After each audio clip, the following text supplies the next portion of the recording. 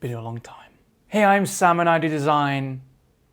And in the video today, I am back to reviewing your portfolios. So it's probably been about 1 year since I've done one of these portfolio videos, but the premise is remaining the same. I've been asking you to send in your portfolios from either my Instagram page or my YouTube community tab. And in the past, where I have reviewed these portfolios at face value, I've taken the projects and not necessarily critiqued those, but actually just the layout of the portfolio and the storytelling of the portfolio.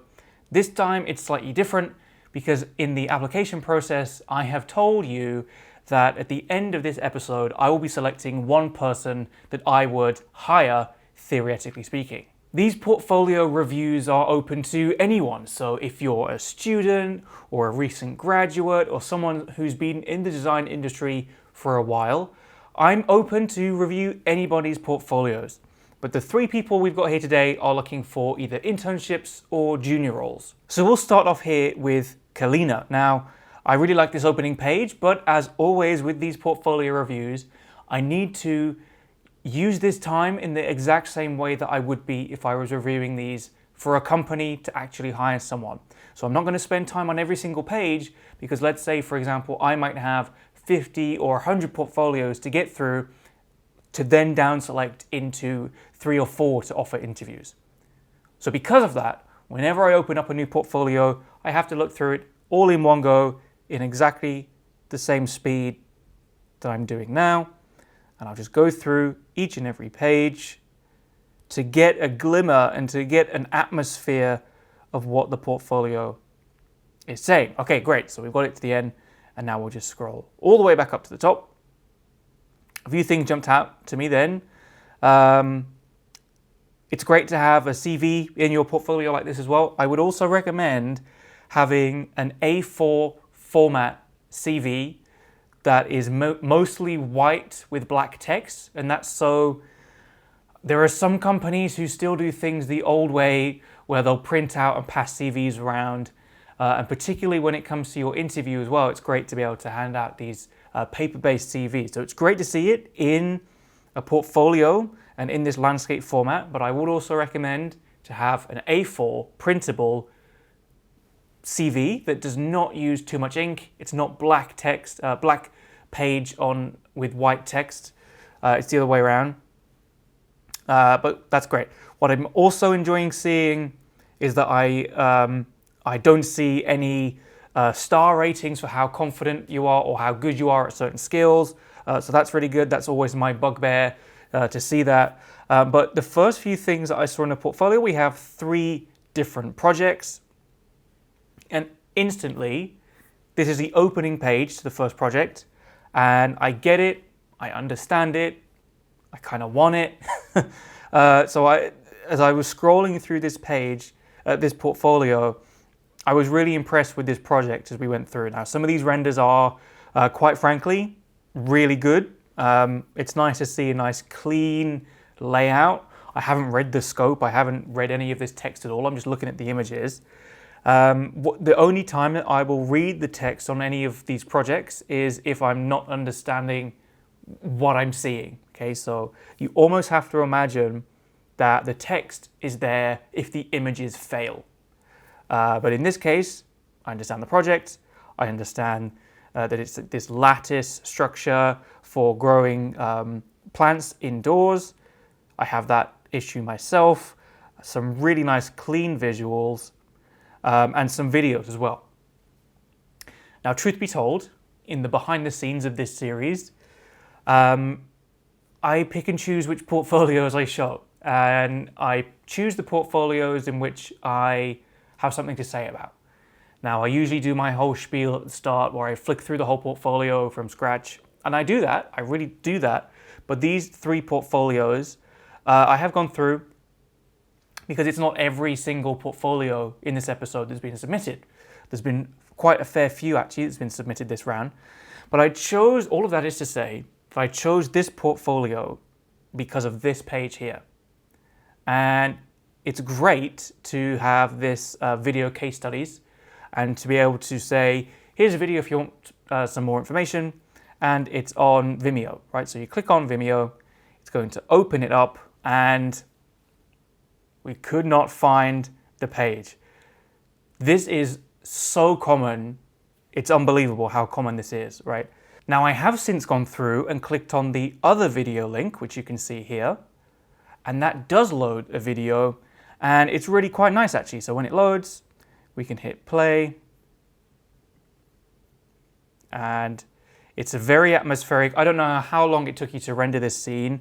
Super atmospheric, really nice visuals. Is it a little heavy-handed with the project? Maybe. I mean, I don't mean heavy-handed in terms of the project, but in terms of the whole portfolio itself, it's quite frivolous, right? That page is quite frivolous. Now, I can then scroll down and find the other video. There we go. And now we can play the video that was supposed to have been played as the first one. And again, the visuals here and the storytelling, it's scalable. You can start off with a few and grow to more. Everything makes sense in this project. It just ticks all the boxes. But it falls flat in those technical skills of setting up the portfolio to be viewable. Now I had to find a workaround to go and go through your other Vimeo uploads to find that original video, which I was intrigued enough to do. But you can't count on that, and you can't count on other people in different companies who are hiring to be able to spend the time, leave your PDF portfolio, go to a different website. You can't count on that. So as much information as you can put in the portfolio without sending people elsewhere would be great. And don't forget, a portfolio, when you're asking for an interview to get your foot in the door, that can be a really brief snapshot of your skills and your projects. And then when you go into the interview and you can take your computer with you and you have the video file loaded, that is when you can pull that out of the hat and sort of use that as the next step in the interview process. As an example, I have been in interviews before where I have shown a fair bit in my portfolio to get that interview. And then I've turned up at the interview, gone through the whole spiel, done the whole presentation. And then at the end, the interviewer sort of looks at me and says, okay, well, I've seen all this in your email. Where's the, what other stuff can you show me in person? And in interviews gone by, I've fumbled, I don't know, like, oh, everything else is covered under NDA, I'm really sorry. It's worth planning the extra steps you can show in an interview when you can get there. But overall, this project, I'm really quite a big fan of. It reminds me slightly of the room divider that Layout did way before my time working there. I don't know if Leia's room divider would have been in the mood boards for this project. The only other thing that would take this to the next step, we have these amazing visuals, we have these like real life people. I wonder if these are 3D scanned people that you're having in the scene. The only other thing I would suggest is, how are these pieces being made? Are they 3D printed? Are they injection molded? What type of plastic are they using? The next steps of like, okay, here's the vision, here's the pretty visuals, here's how it connects together, and how someone might, the instructions of how to put it together. But what's the next step? How are you planning on making this? That would take this and elevate this project really to the next step. Okay, so the next project, this flying drone, which is a cool concept. I like the look of it. It's very different to your first project. This is really angular, vehicle design, almost like a sci-fi type look, a sci-fi type atmosphere in this project. I really like to see more of this on the left-hand side here. I would really like to see the process more. Blow these images up full page, because as I was scrolling through, I actually saw this image and thought that it was a render, right? Really celebrate the fact that this thing is real. Celebrate the fact that you made a physical model of that project. Cool. I think these last couple of renders here are a little flat in the sense of it's not telling me much that I haven't already seen on the different pages. I've seen an angle of the back, I've seen an angle of the front, and now we're seeing the back and the front again. What would be great in this instance is, what's the scale of this? You know, is this a small drone the size of, you know, a CD, or is this something that someone gets in? You know, I don't quite understand the scale of this thing as I'm just flicking back up and down the pages here. This page is nice sketches. It would be great to see some in-between stuff, or how did this influence the 3D CAD. Overall, this is a nice styling exercise. That's what I'm gathering from this project. This is a nice styling exercise in terms of substance and in terms of you know, manufacturing or business proposition, or what problem does it solve. That's sort of left by the wayside in this project a little bit, in order for the visual language and the styling exercise to come to the forefront, and that's fine. Those projects are warranted, but it's just the next step. You know, like taking these renders and turning them into either something with a person in it, or, you know, you get my point. But it is a nicely styled exercise. And then we have the seats.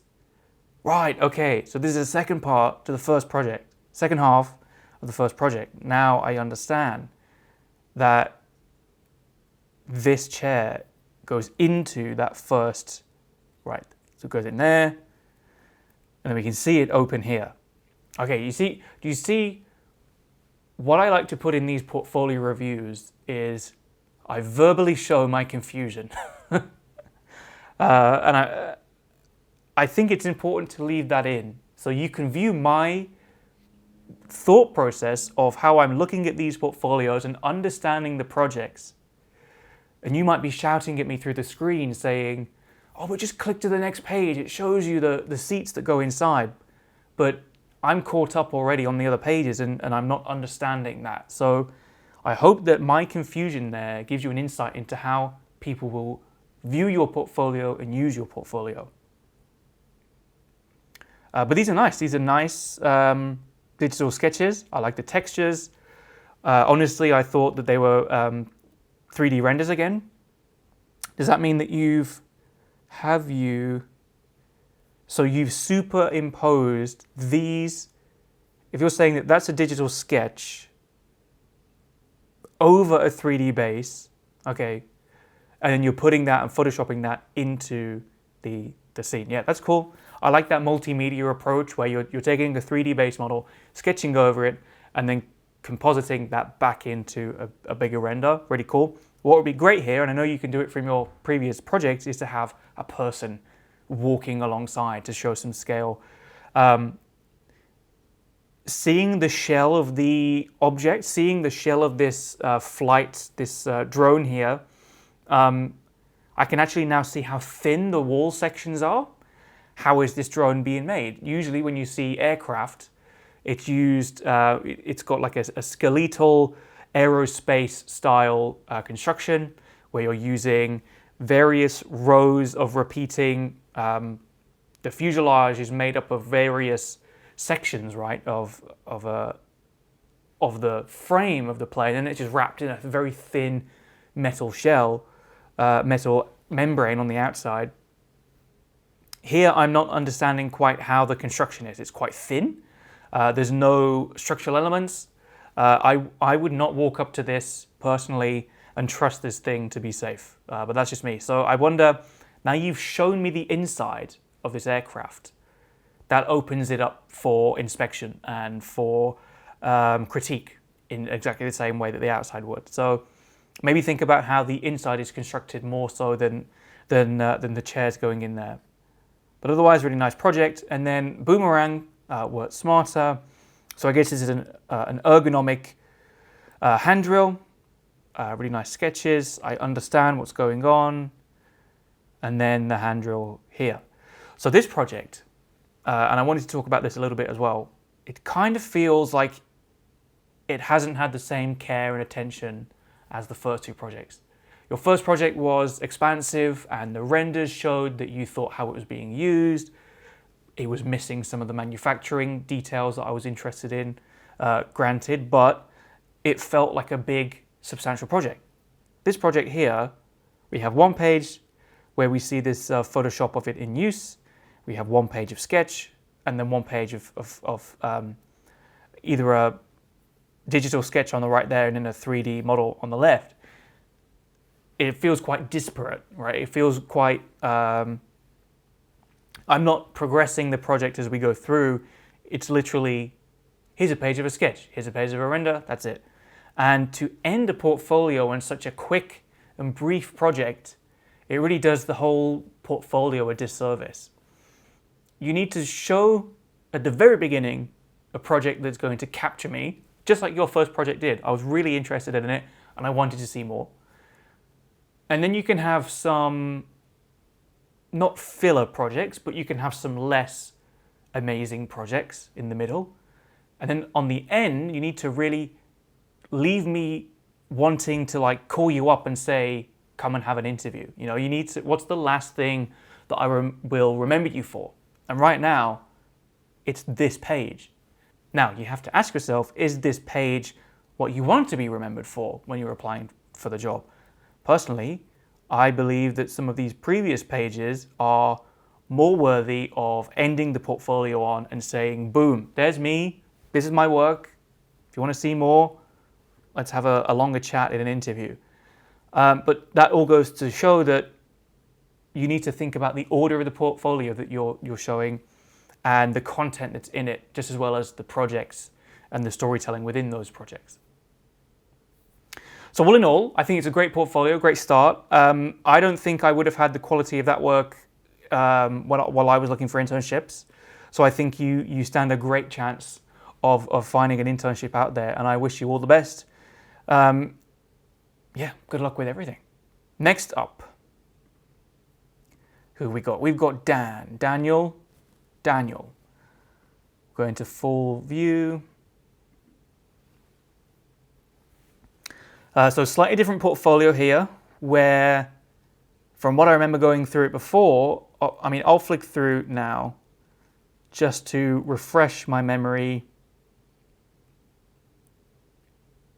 Okay, and then we're at the end. Okay, great. So this is a very different portfolio where we're taking a bolder stance on graphic design.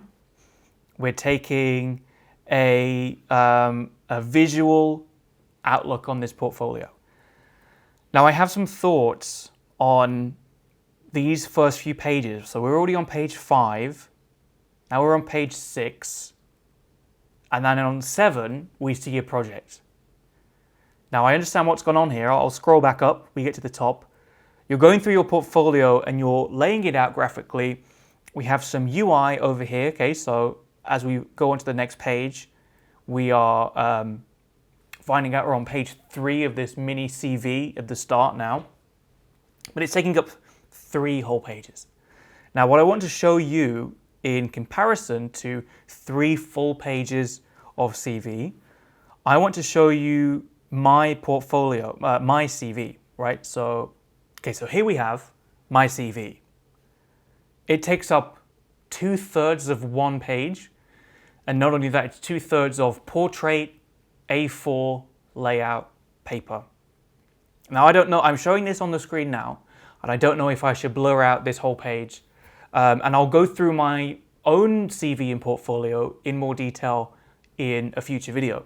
But I just wanted to point out, you don't need 3 or 4 pages for a CV. It should be 1 maximum.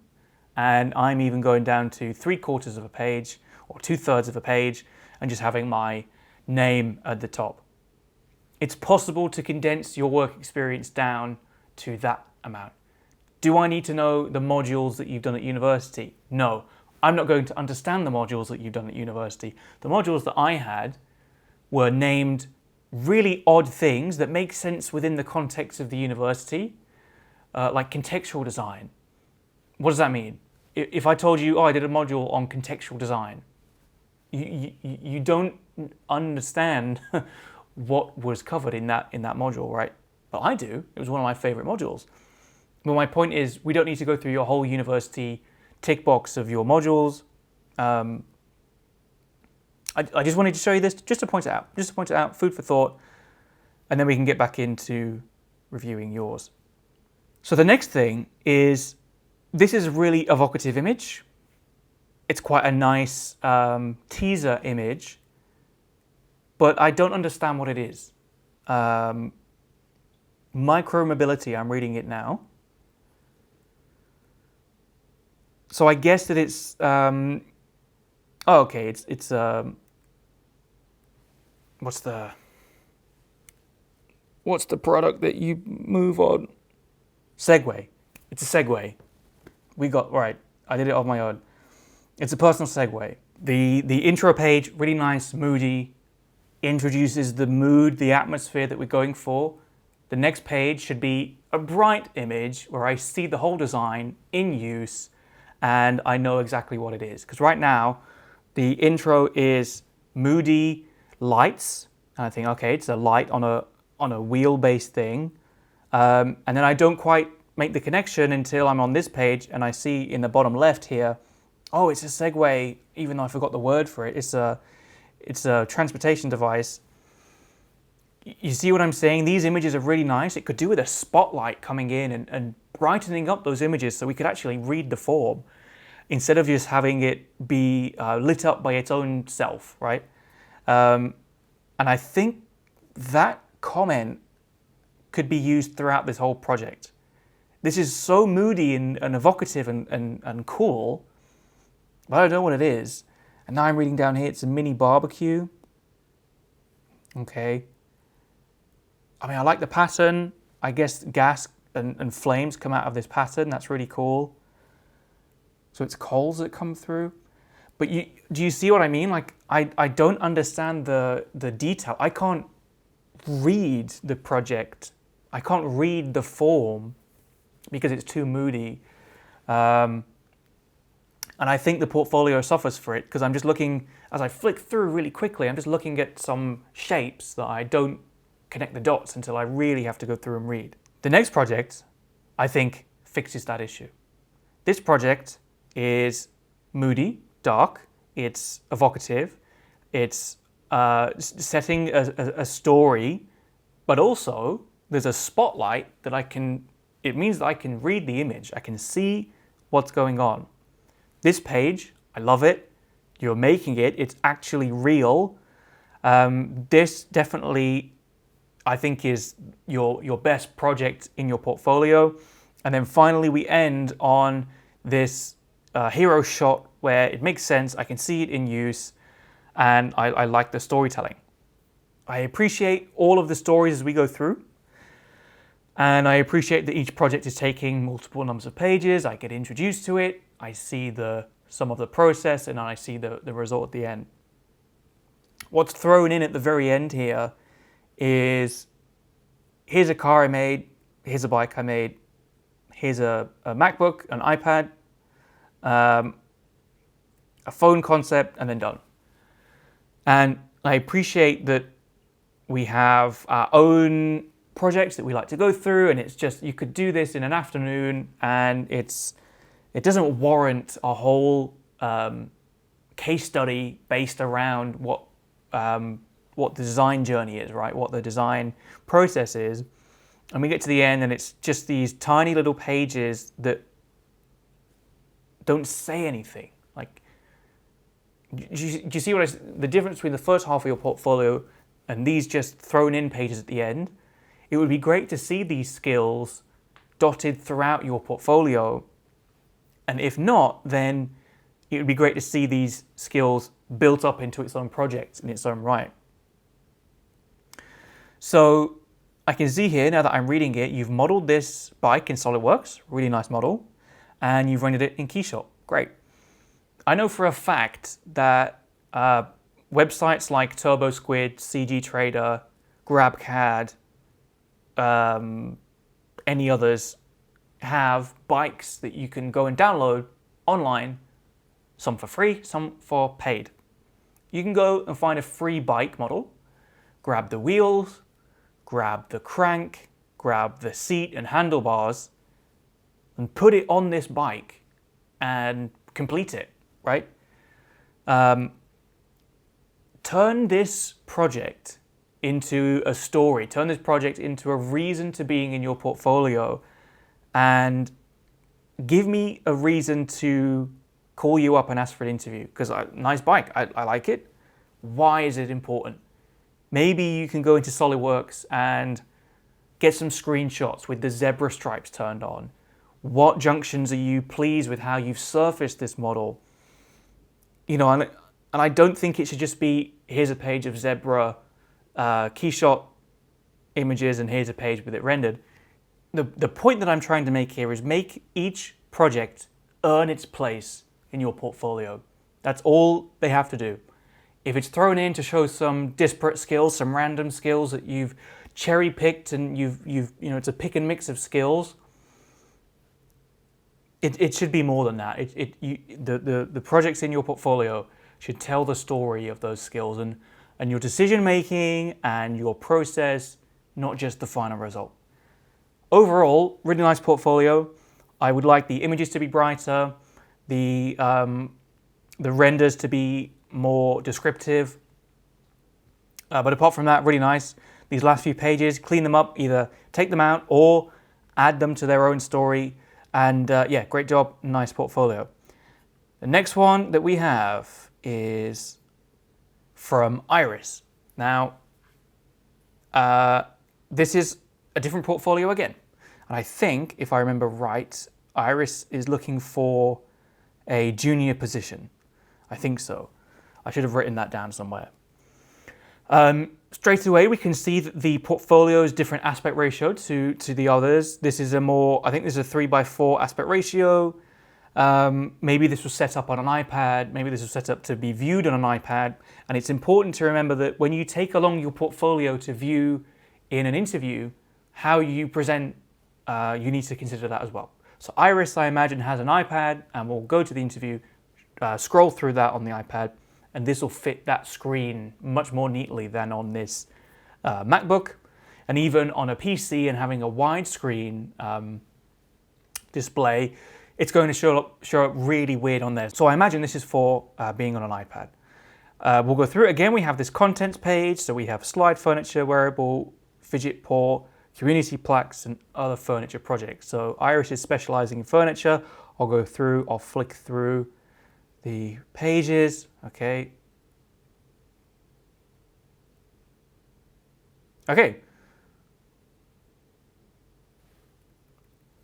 Interesting. So we have our different projects, and the front page here, using photos as the intro page, is always really good. Maybe we could have some space for it to breathe on this page a little bit. It's when you have the hierarchy of the page is obviously the images first, then the text, and then 01 as the sort of hidden project number at the start. I'm struggling to where's the focal point on this page, right? Some negative space here could be your friend. But otherwise, it's nice to see that this is actually made. This page is nice. I like to see some of the process. It would be great if you called out some of the decision making and maybe labeled like, oh, it began like this. It turns out this wouldn't have worked because of X, Y, and Z. I didn't think this would be great because of this, so I chose to do this instead. And you can label that on the page, right? In the same way that you've got these small labels down here or up here, you can do the same thing on this page and really introduce to me why it ended up being this sliding mechanism. Then again, we have some process stuff, which is always really nice to see. CAD development, again, really nice and clean.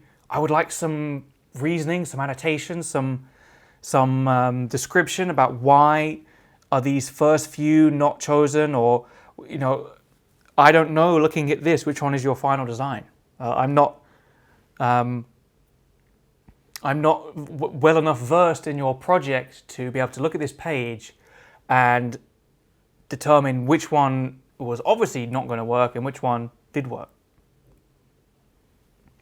So instructions, so user's guide, yeah, that's good, but again, some negative space could be your friend on this page. Everything is sort of here, and I'm not quite sure where to look.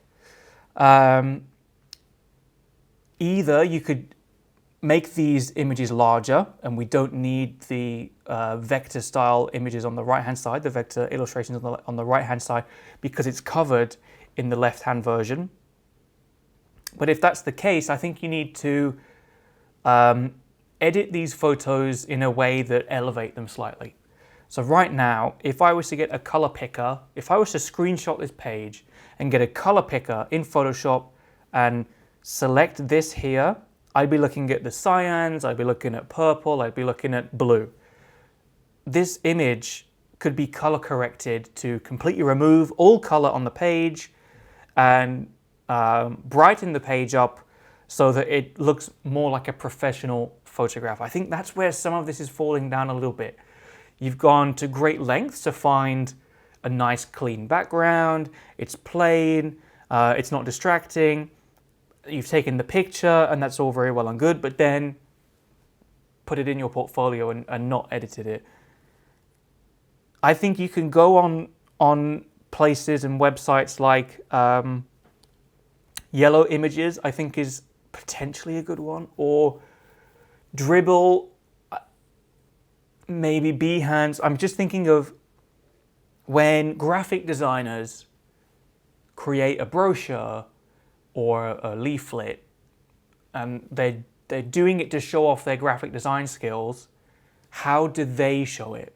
So I know that you're a furniture designer, you're a product designer, but you can look at other design disciplines to steal bits of how they're showing off their work and elevate your own work in the process. So think about how graphic designers might show their project. Whether that becomes more of a mock-up type situation, so you just paste in your pages into a Photoshop mock-up. It's nice to keep the fact that you've made it. It's nice to keep the fact that this thing is real, but I just think the images could be elevated slightly. Again, the image makes sense. I understand it, but there's a difference between understanding it and getting excited by it and being inspired by it. I think a project that may be quite similar is the Vitsu tables. If you type in Vitsu tables, I can't remember if it's the 602, no, that's the shelving. I can't remember what their tables are called. But it's a table that you can use on its side, you can use upright, you can use nested with other tables. And the way that they show those different images, it's a very Vitsu way, right? That's not the be-all and end-all of how to show furniture, but it's a little bit more aspirational, potentially, than this image is. And I think what some of that is missing is the aspirational confidence, or maybe it is confidence in your own work, to really celebrate the fact that you've made this. It has this functionality and this features. Give it the space that it needs in order to show that. So wearable fidget. Cool, yeah, maybe I'd quite like to try this. Again, the final step, maybe this is the opposite advice, where Kalina didn't go into too much of the manufacturing at all, if any. And here we are looking at manufacturing drawings, and the opposite side is that the renderings kind of let it down a little bit. I'm really excited to try this. I want to know how it's working. You know, I want to know how it feels. Maybe there could be an animation or something. And maybe I feel like if you and Kalina paired up to form a team, the pair of you would be great, because you could be looking at the manufacturing and how it works and how it goes together, all very important. And then this image could do with some sprucing up to get me really excited about this project. I enjoy this community plaques project as well, where the story, I'll be honest, I haven't gone into. Again, there's quite a lot going on, But when I get to, which page was it? So I saw this page as I was flicking through before, and I understood, I put two and two together, because we see this QR code, we have the town hall, and then I remembered this very first page where someone is pointing their phone at it. That's, I think, is a great story to tell. I get lost in the middle a little bit through here. See, again, like some of these ideas are so far removed from your final plaque idea that I don't know why you didn't choose why didn't you choose this bench idea, or why didn't this smile idea that I'm seeing here, why was that not chosen over this plaque with QR code? That would be really interesting, I think, to discuss why not. And you should frame it not so much that the plaque was the best idea that would work. You know, it shouldn't be defeatist. It shouldn't be, I tried all these ideas, but they didn't work, so I had to go with the plaque. When I say you need to go through your process and discuss all these opportunities, you need to make it seem like out of all of these possible solutions, out of everything that we tried, we found the best result. We found the best possible solution. And if you frame it in that way and really hero this, then I think that would be a better way to do it. And then feedback from counsellors. That's great. And, you know, it's always tricky to show text in a portfolio in this way. But you could maybe separate this page from the development, because the development versus how it turned out and how people react to it are very different pages, very different parts in the process. To get people's responses and quotes at the end, that would be a great way to show that, but maybe it shouldn't be on the same page as being laser cut it out. Or also other furniture projects. So I think again, this is like a miscellaneous section at the back. Yeah, miscellaneous, one page at the back. I want to see these projects come to life. I want to see these explored. I really enjoyed this first modular snaking system with shelves and all sorts in this seating. Each of these projects could be their own section, and you've relegated them to the last page, thrown in there, and hope for the best. All of this is to say that the work, I think, here can be shown in a more evocative, confident and proud way. I think it deserves to be shown that way. And I think some of the process along the way and some of the final results you've shied away from a little bit. So I hope that makes sense. And it's been a long time since I've done these portfolio reviews, so I might have rambled on and not given any constructive advice. I don't know. I hope that the advice has been constructive. I hope that you've learned something, and I actually hope that you take my advice with a pinch of salt, because I am one opinion and there is no single right way to do a portfolio. What I look for in a portfolio when I'm doing these reviews, I try to align with what someone in the real world will be doing when they look for a portfolio, but they might have their own ideas on what makes a good folio. So take my ideas with a pinch of salt. I hope this has been useful in some way for you. And because I promised that when people submit these portfolios, I will hire someone at the end and I will choose which person that I want to hire, I actually think the first project from Kalina, even though I have no idea how it's made, I have no idea if it's 3D printed or injection molded, the visuals got me on board.